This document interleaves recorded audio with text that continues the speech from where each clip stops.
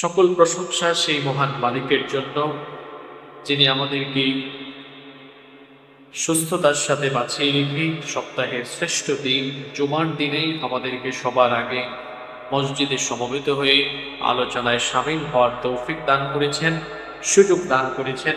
সেজন্য আমরা আমাদের হৃদয় নিংড়ানো সকল ভালোবাসা, আবেগ, অনুভূতিকে উজাড় করে দিয়ে খুশি মনে প্রাণবন্ত আওয়াজে উচ্চ কণ্ঠে কালিমাত শুকর আদায় করে আমরা সকলেই বলছি আলহামদুলিল্লাহ। রব্বানা লাকাল হামদ হামদান কাসীরান তাইয়িবান মুবারাকান ফীহি ইয়া রাব্বি লাকাল হামদু ওয়া লাকাশ শুকরু কামা ইয়ানবাগী লিজালালি ওয়াজহিকা ওয়া আযীমি সুলতানিকা।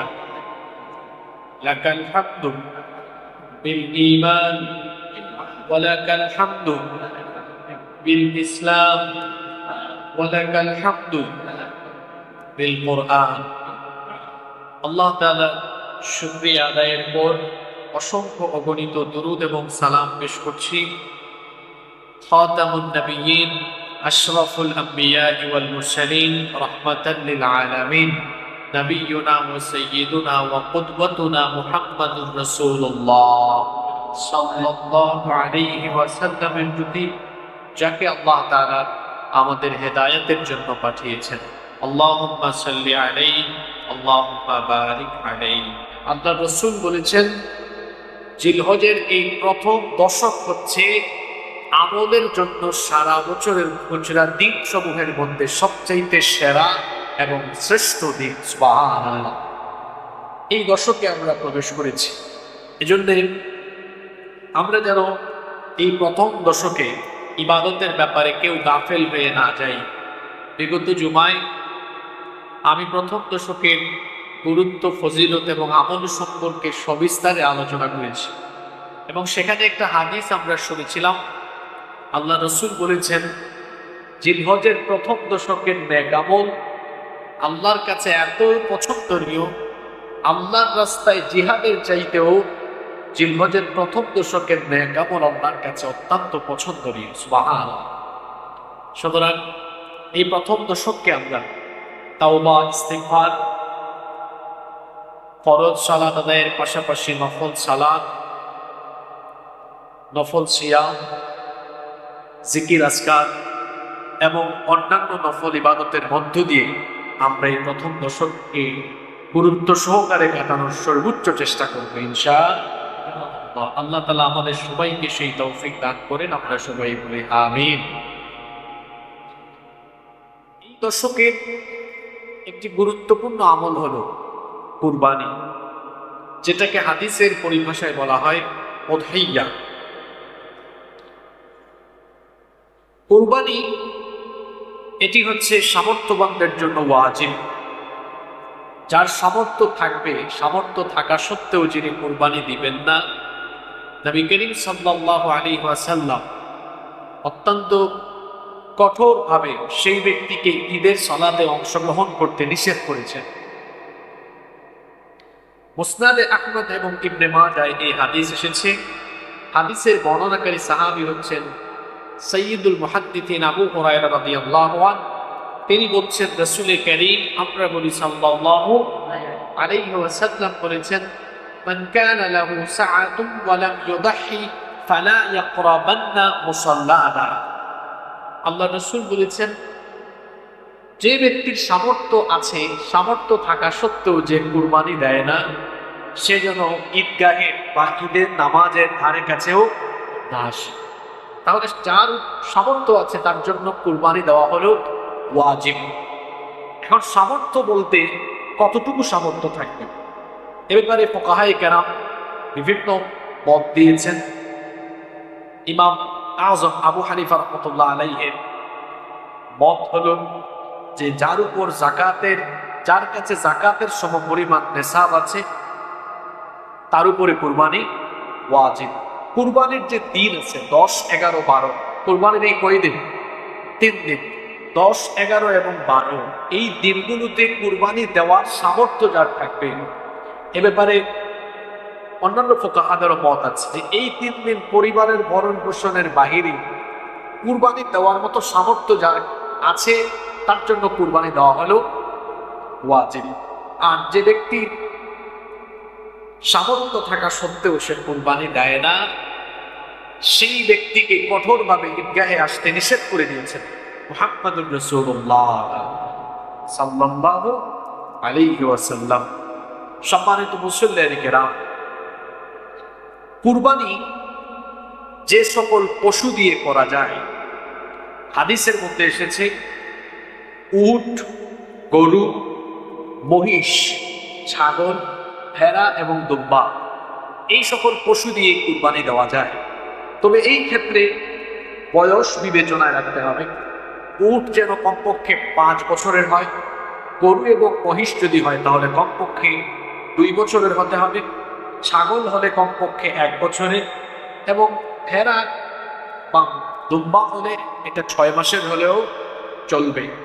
তবে কুরবানি দেওয়ার ক্ষেত্রে অসুস্থ, দুর্বল, পঙ্গু এবং ত্রুটিযুক্ত পশু কোনোভাবেই কুরবানির জন্য সিলেক্ট করা যাবে না, নিষেধ করেছেন মুহাম্মদ, আমরা বলি সাল্লাল্লাহু আলাইহি ওয়াসাল্লাম।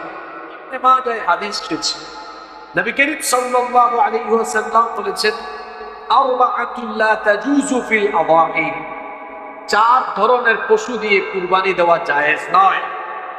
1, আল মারিয়াতুল বাইয়িনু মারদুহা, এমন পশু যার রোগবালাই সুস্পষ্ট, রোগা, অসুস্থ, এরকমের পশু দিয়ে কুরবানি দেওয়া বৈধ নয়।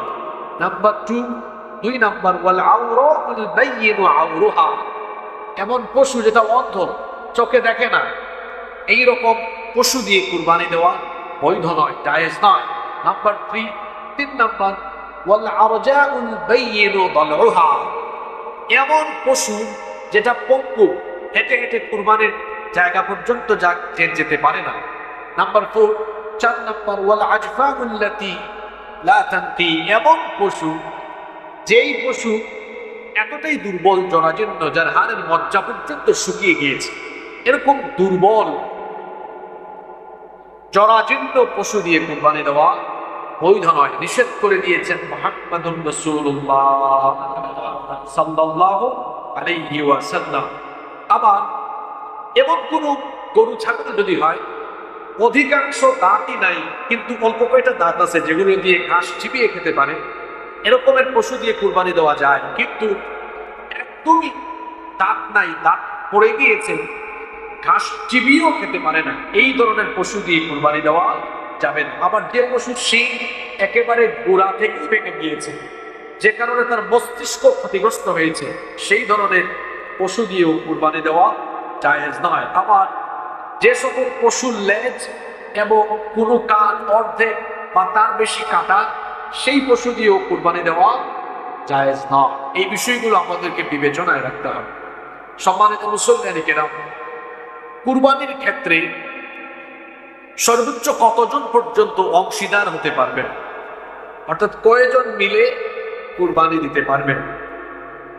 আবু দাউদ শরীফের হাদিস এসেছে, আল্লাহ রাসূল বলেছেন আল বাকারাতু আন সাবআ ওয়াল জাযুরু আন সাবআ, যদি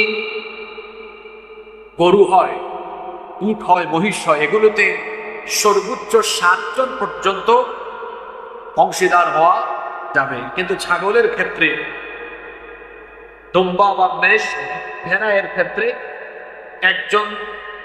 একজনের বেশি অংশীদার হওয়া যাবে না। এই ক্ষেত্রে আমরা মারাত্মক কিছু ভুল করে থাকি।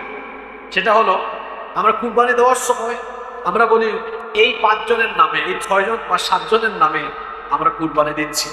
কুরবানি তো কোনো ব্যক্তির নামে হয় না, কুরবানি দিতে হয় কার নামে?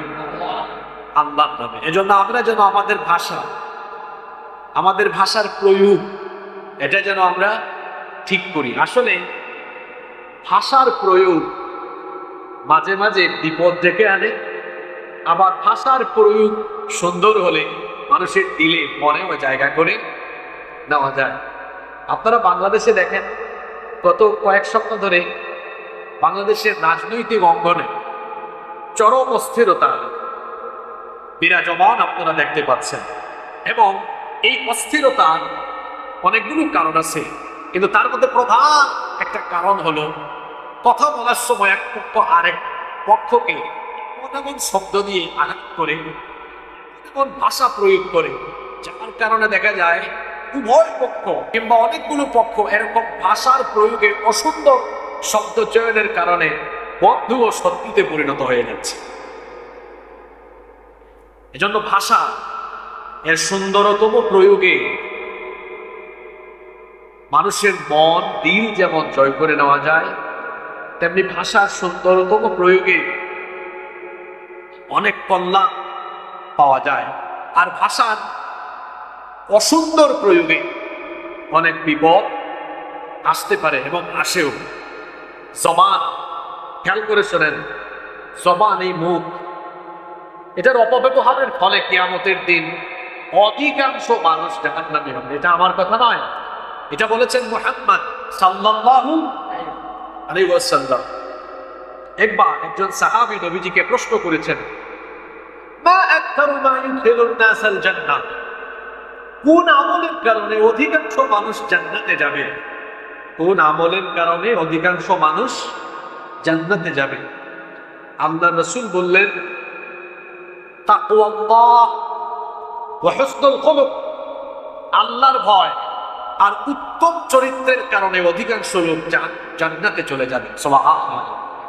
এবার সাহাবী দ্বিতীয় প্রশ্ন করে বসলেন, বুঝলাম এই আমলের কারণে অধিকাংশ মানুষ জান্নাতে যাবে। এবার প্রশ্ন হলো, মা আকতারু মা ইউদখিলুন নাসান নার, কোন আমলের কারণে অধিকাংশ মানুষ জাহান্নামে যাবে? আল্লাহ রাসূল বললেন, দুইটা জিনিসের অপব্যবহারের ফলে কিয়ামতের দিন অধিকাংশ মানুষ জাহান্নামী হবে। কোন দুইটা জিনিস? আল ফাম ওয়াল ফারাজ। আল ফাম ওয়াল ফারাজ। আল ফাম মানে হলো মুখ, জবান, এই জবানের অপব্যবহার। আর দুই নাম্বার হলো ওয়াল ফারাজ, লজ্জাস্থানের অপব্যবহার। এই দুইটা জিনিসের অপব্যবহারের ফলে কিয়ামতের দিন অধিকাংশ মানুষ জান্নাতি না জাহান্নামী? জোরে বলেন, জান্নাতি না জাহান্নামী? আপনারা একটু চিন্তা করে দেখবেন, পৃথিবীতে বেশিরভাগ পাপ সংগঠিত হয় এই দুই জিনিস দিয়ে, মুখ আর লজ্জাস্থান। মুখ আর লজ্জাস্থান। এই জন্য আমি বলি, গুনাহের সবচেয়ে বড় দুইটা ইন্ডাস্ট্রি, গুনাহের সবচেয়ে বড় দুইটা ফ্যাক্টরি হলো জবান আর লজ্জাস্থানের অপব্যবহার। এক জবান দিয়ে মানুষ কত গুনাহ করে, মিথ্যা বলে, কি দিয়ে? মুখ দিয়েই তো বলে। গীবত করে, চুগলখুরি করে, কি দিয়ে? মিথ্যা সাক্ষ্য দেয়, কি দিয়ে? ভাষার অসুন্দর প্রয়োগ করে, কি দিয়ে? এই এক জিনিস দিয়ে অনেক গুনাহ মানুষ কামাই করে।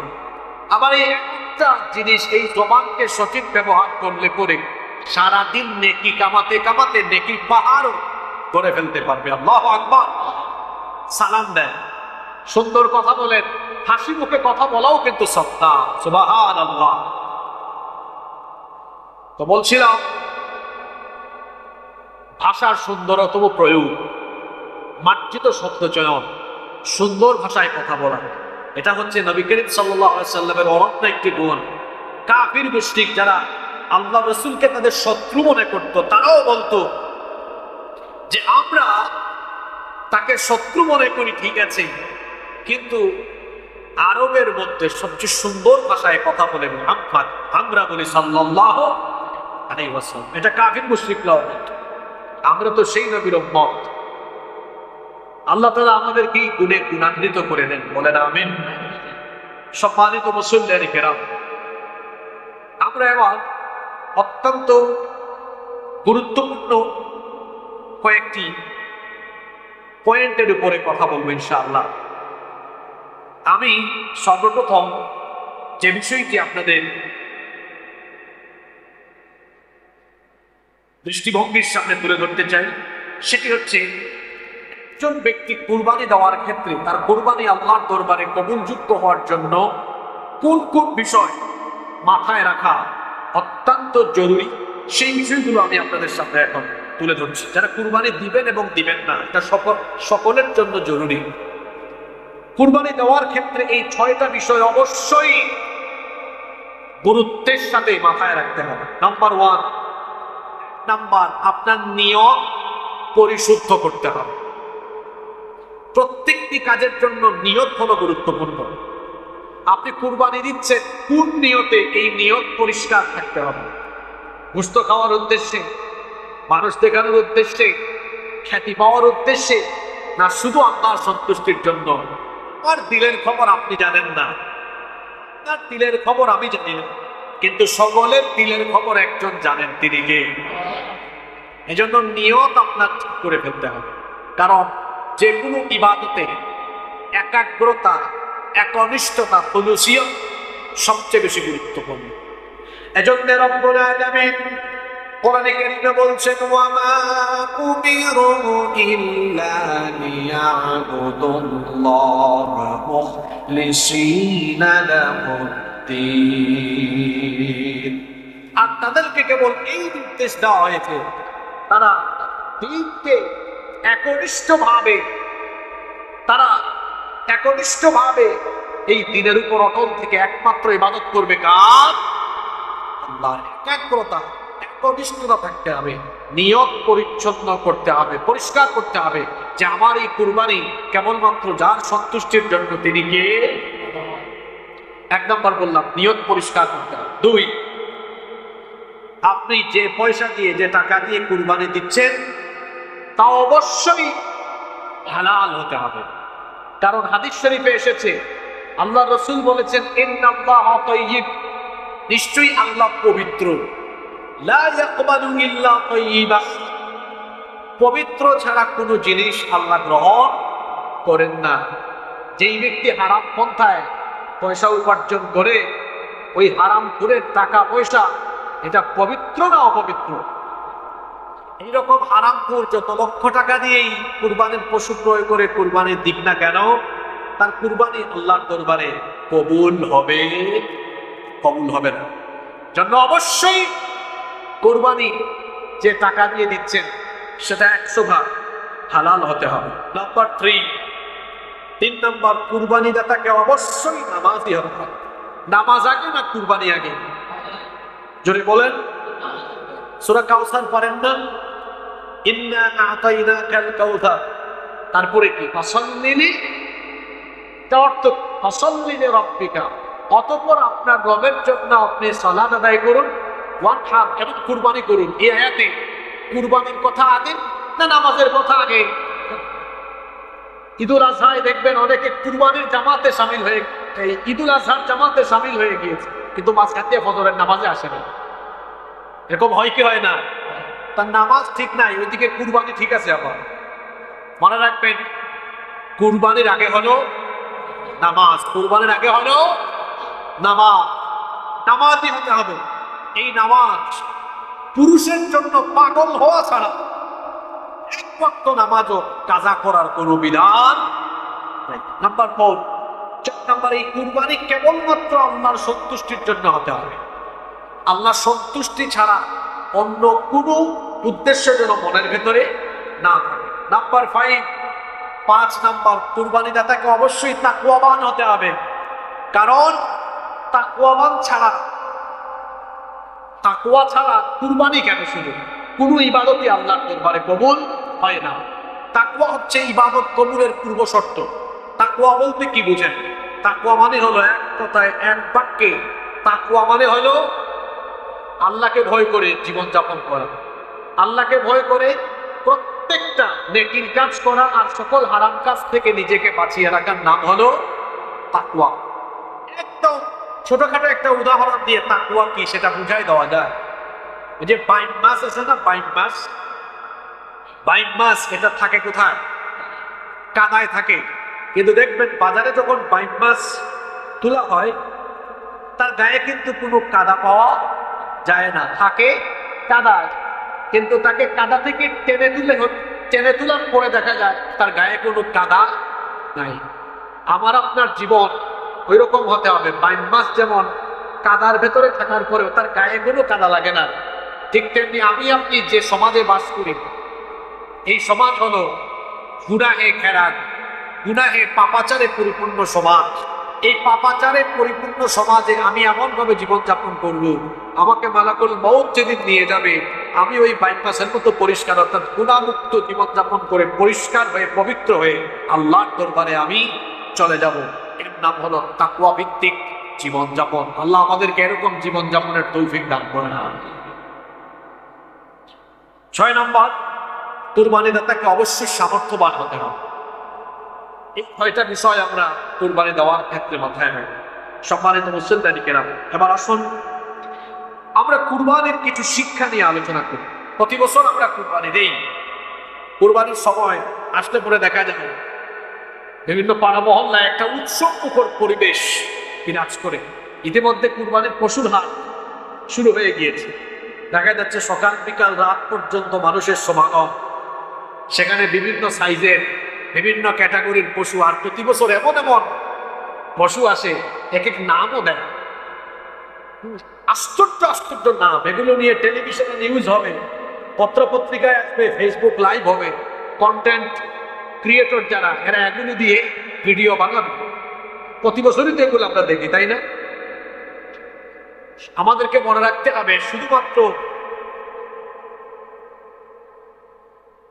উৎসব মুখর পরিবেশে কুরবানির অনুষ্ঠানের আয়োজন করা, এর ভেতরেই আমাদের সীমাবদ্ধ থাকলে চলবে না। বরং এই কুরবানির ভেতরে এমন এমন শিক্ষা রয়েছে, এই শিক্ষাগুলো আমাদের বাস্তব জীবনে প্রতিফলিত করতে পারলেই এই কুরবানির উদ্দেশ্য শতভাগ হাসিল হবে ইনশাআল্লাহ। কুরবানির কিছু শিক্ষা আমরা শুনব। নাম্বার 1, কুরবানি আমাদেরকে আল্লাহর পথে শর্তহীন আনুগত্যের শিক্ষা দেয়। আমরা জানি আমরা যে কুরবানি করি এটি হচ্ছে আমাদের জাতির পিতা সাইয়্যিদিনা ইব্রাহিম আলাইহিস সালামের রেখে যাওয়া সুবহান আদর্শ এবং সুন্নাহ। আল্লাহ যখন তাকে আদেশ করেছিলেন তোমার ছেলেকে কুরবানি করো, তখন কি তিনি কোনো প্রকার অজর বা আপত্তি পেশ করেছেন? কোনো অজর আপত্তি পেশ করেন নাই।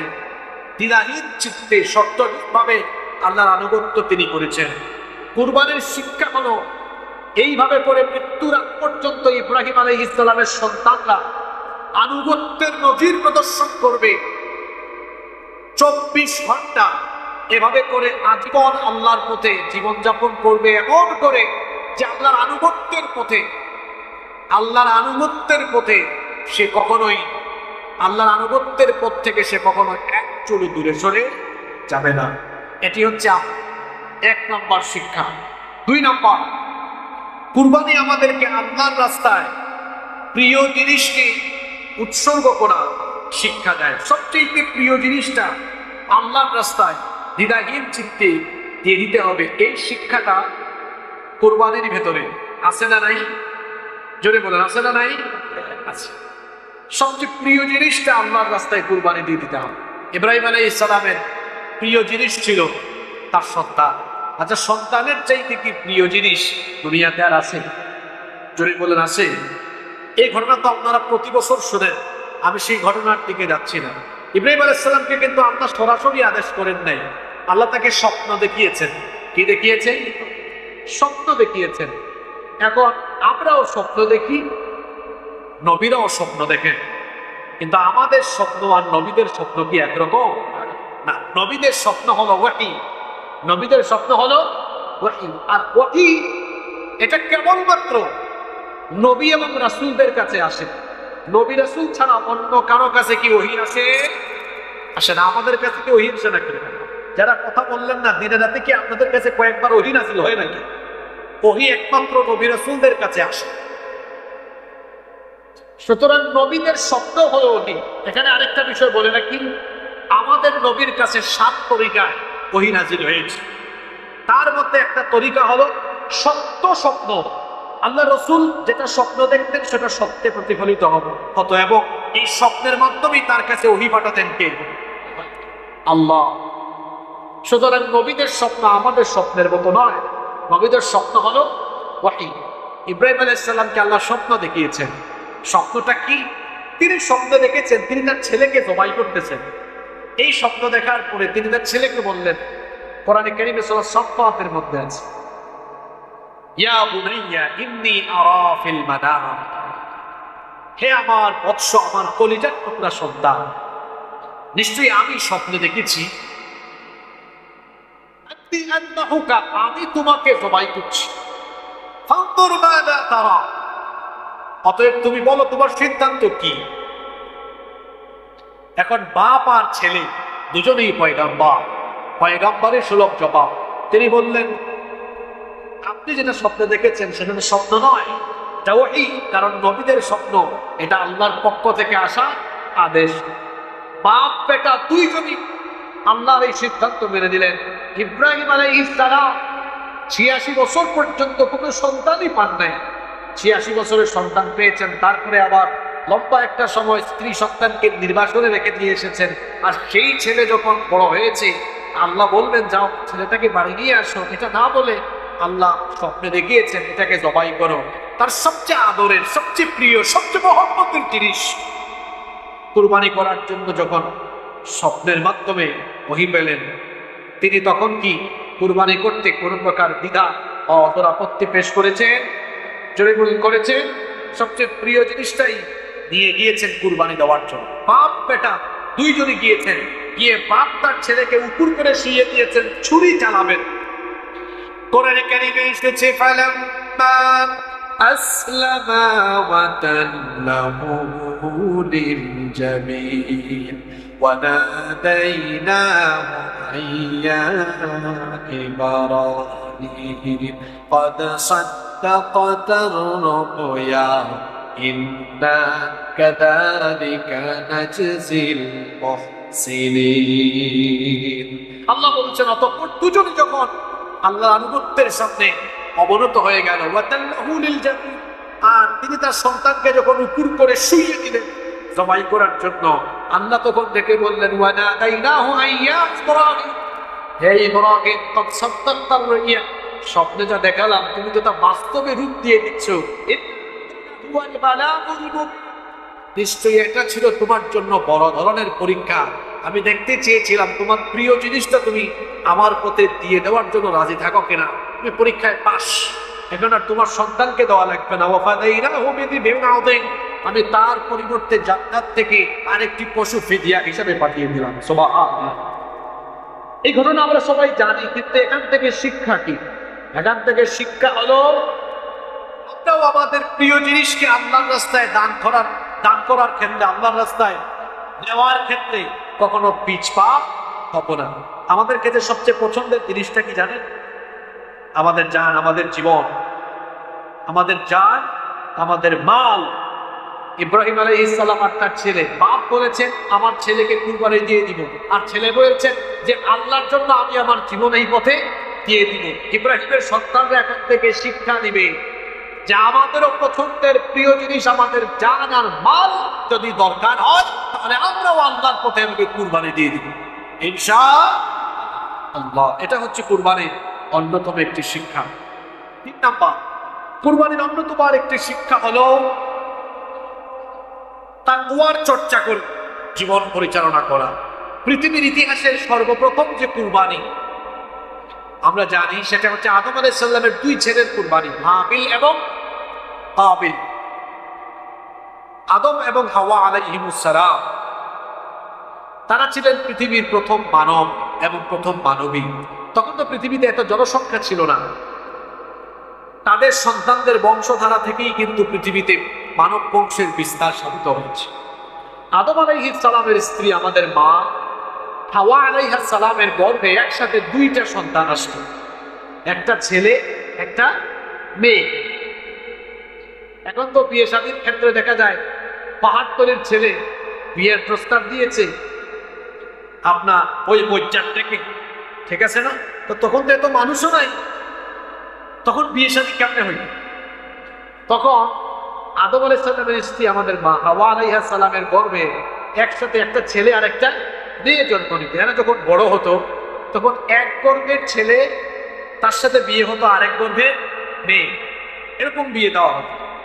আদম আলাইহিস সালামের ছেলে হাবিল, তার সাথে একটা মেয়ে জন্ম নিল একই গর্ভে, দেখতে খুব সুন্দরী না, কালো। আদম আলাইহিস সালামের ছেলে কাবিল, তার সাথে গর্ভে যে মেয়ে জন্ম নিয়েছে সে দেখতে খুবই সুন্দর। এই দুই গর্ভে ছেলে মেয়ে কয়জন? সবাই বলেন কয়জন?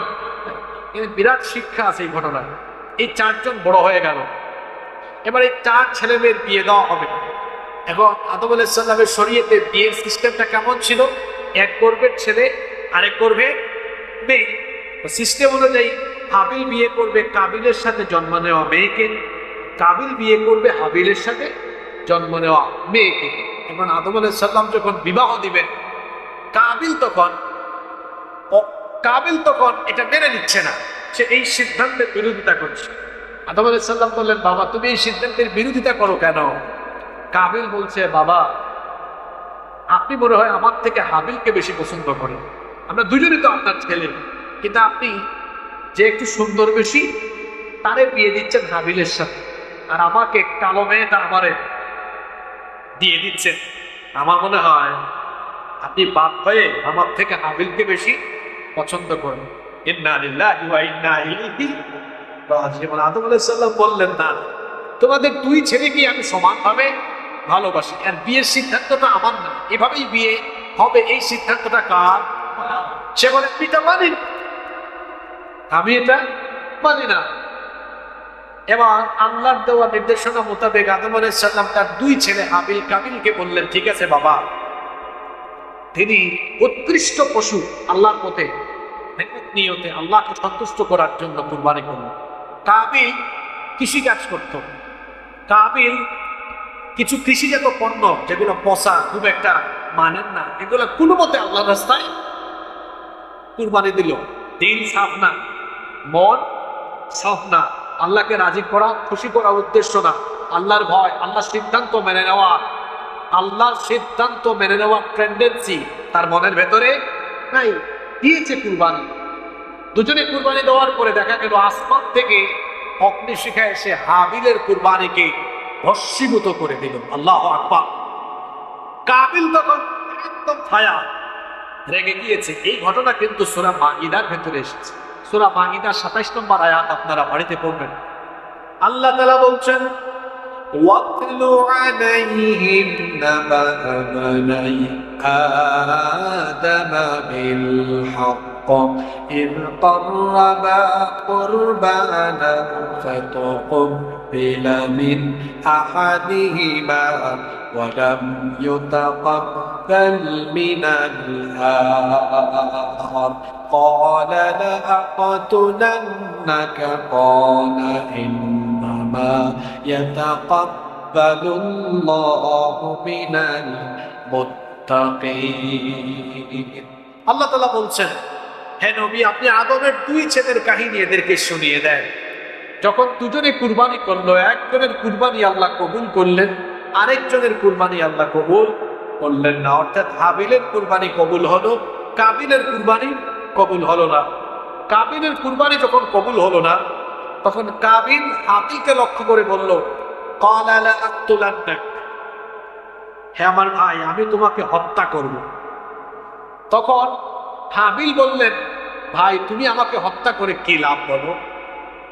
আমরা তো দুজনেই কুরবানি করেছি, আমার কুরবানি কবুল হওয়ার পেছনে আলাদা কোনো কারণ নাই, কারণ তো একটাই, ইন্নামা ইয়াতাকাব্বালুল্লাহু মিনাল মুত্তাকিন, নিশ্চয়ই মুত্তাকিদের কুরবানি কবুল করেন কে? এই ঘটনা থেকে আপনি কি শিখেছেন? আল্লাহর সিদ্ধান্ত যারা নিজেদের জীবনে মেনে নেয় না, এরা কোটি কোটি টাকা দিয়ে কুরবানি করলো, লক্ষ লক্ষ টাকা দিয়ে কুরবানি করলো, এদের কুরবানি আল্লাহর দরবারে কবুল। যেহেতু কথাটা গুরুত্বপূর্ণ, আবার রিপিট করছি, যারা জীবনের সকল ক্ষেত্রে আল্লাহর সিদ্ধান্ত মানে না, এদের কুরবানি কবুল। এবার বাড়ি গিয়ে আপনি মিলান, আপনি আপনার জীবনের সকল ক্ষেত্রে আল্লাহর সিদ্ধান্ত মানেন কিনা। এই সিদ্ধান্তটা কোন কোন ক্ষেত্রে?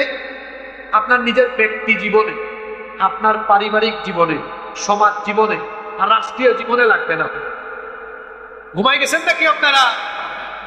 রাষ্ট্রীয় জীবনে আপনার সিদ্ধান্ত মানা লাগবে না তো? ঘুমাই গেছেন নাকি সবাই? তো ঘটনা শুনেন নাই, এটা কি বলছি?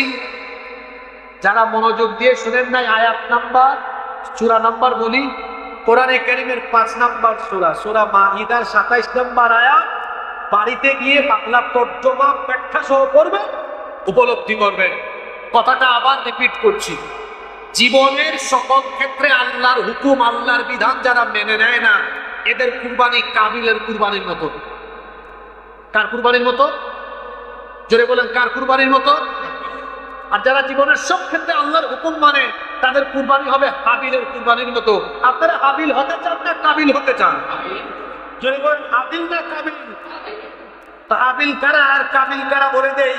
যারা ব্যক্তিগত, পারিবারিক, সামাজিক, অর্থনৈতিক, রাজনৈতিক, রাষ্ট্রীয় ক্ষেত্র, জীবনের সকল অন্তরে যারা আল্লাহর হুকুম মেনে নেয়, এদের কুরবানি হবে হাবিলের কুরবানির মতো।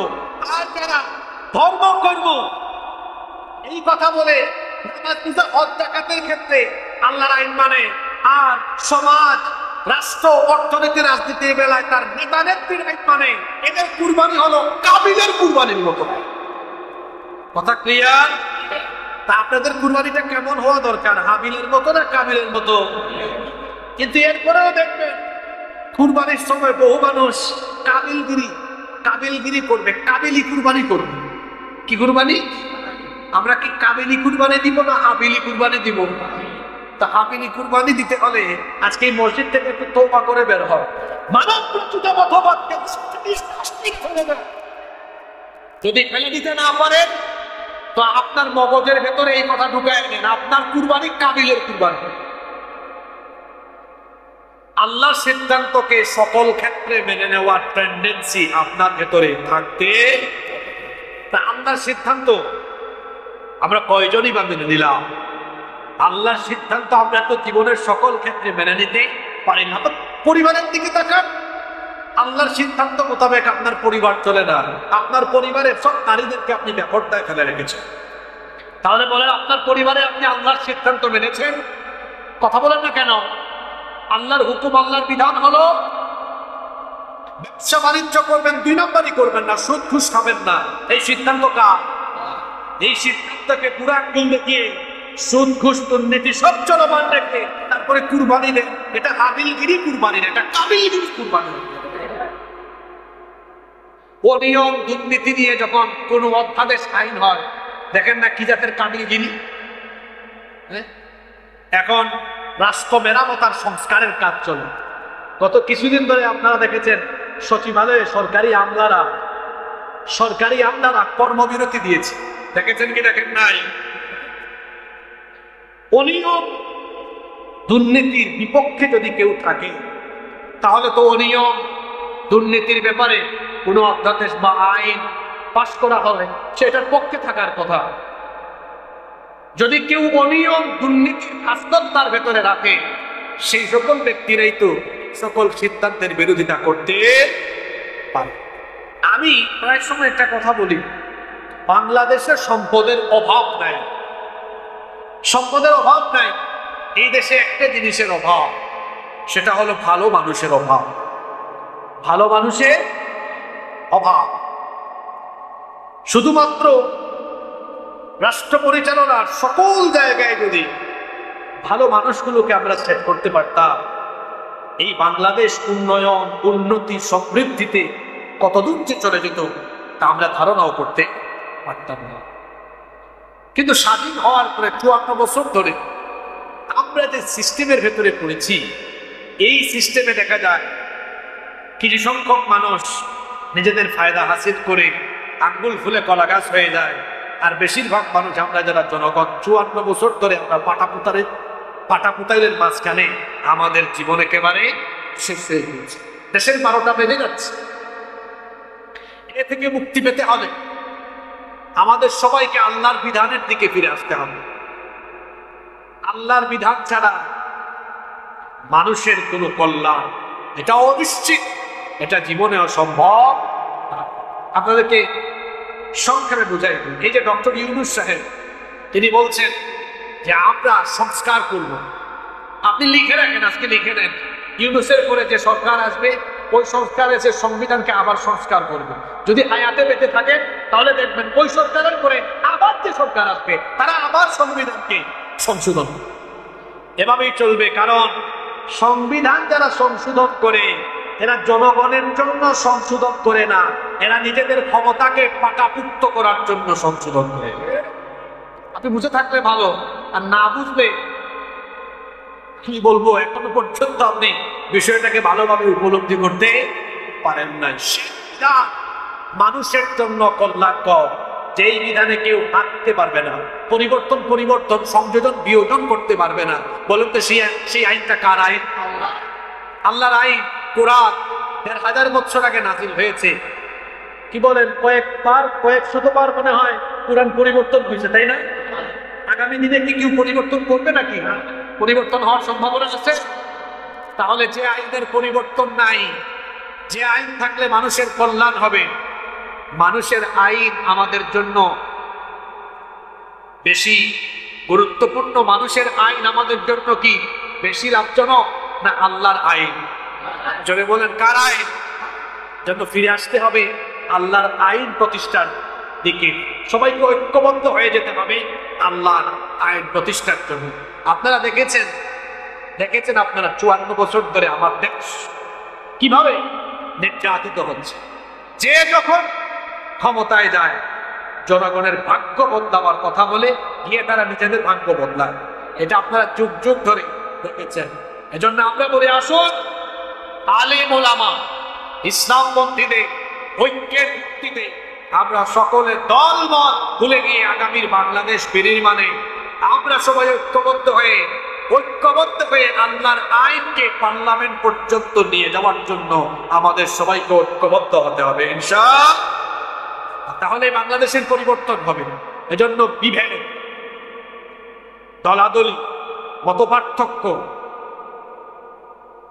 সংকীর্ণতা সবকিছু ছেড়ে ফেলে দিই, আমাদের সবাইকে আল্লাহর আইন প্রতিষ্ঠার জন্য ঐক্যবদ্ধ হয়ে যেতে হবে। আল্লাহ আমাদের সবাইকে ঐক্যবদ্ধ করুন। আরো আসতে বলে না আমি। সম্মানিত মুসলিম, নাম্বার 4, কুরবানির 4 নম্বর শিক্ষা হলো ঈমানের পরীক্ষায় দৃঢ় থাকা। ইব্রাহিম আলাইহিস সালামের জন্য এটা ছিল একটা বড় ধরনের পরীক্ষা, আর ওনার গোটা জীবনটাই পরীক্ষা ছিল। আমরা জানি ইব্রাহিম আলাইহিস সালাম যতগুলো পরীক্ষায় অবতীর্ণ হয়েছেন কখনো হতাশ হন নাই। সকল পরীক্ষায় তিনি দৃঢ় এবং অবিচল থেকেছেন। দেখেন পরীক্ষা, আমরা সামান্য মামলা টামলা খাইলে তারপরে দেখা যায় বিভিন্ন জায়গায় বক্তৃতা শুরু করলেই বলি এত থেকে আমার 10টা 20টা 40টা মামলা খেয়েছি, এটা সেটা। ইব্রাহিম আলাইহিস সালামের কুরবানির কথা আপনি শুনেন, তার আত্মত্যাগ, তার পরীক্ষার কথা আপনি শুনেন। বিষয়টা ফিল করেন তো। আল্লাহর দ্বীনের পথে অচল থাকার কারণে আগুন জ্বালাই আপনারা আগুনে ফেলে দিয়েছে। এটা কত বড় পরীক্ষা। ইব্রাহিম আলাইহিস সালামকে আগুনের কুণ্ডলি জ্বালিয়ে ভয় দেখিয়েছে, বলেছে ইব্রাহিম তুমি তোমার দিনে দায়িত্ব পালন ছাড়া ওই যে বিরাট আগুনের কুণ্ডলি দেখছো এখানে ফেলে দিব। ইব্রাহিম আলাইহিস সালাম বললেন আমারে আগুনের ভয় দেখায় লাভ নাই, কারণ যে তার রবকে ভয় করে সে আর অন্য কিছুকে ভয় করে না। আল্লাহু আকবার।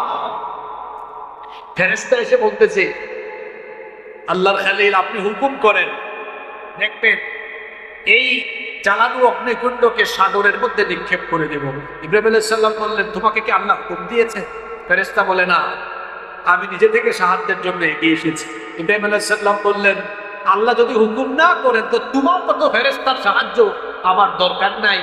আল্লাহ যদি খুশি হন এই আগুনে ঝাঁপ দিলে, আমি একবার কেন আল্লাহ যতবার চাইবেন ততবার আমি আগুনে ঝাঁপ দিয়ে দিব। আল্লাহু আকবার। আগুনে ঝাঁপ দিয়েছেন, আগুনে ফেলে দেওয়া হয়েছে। নমরুদ আর তার দলবল সবাই খুশি। আজকে ইব্রাহিম আলাইহিস সালাম শেষ।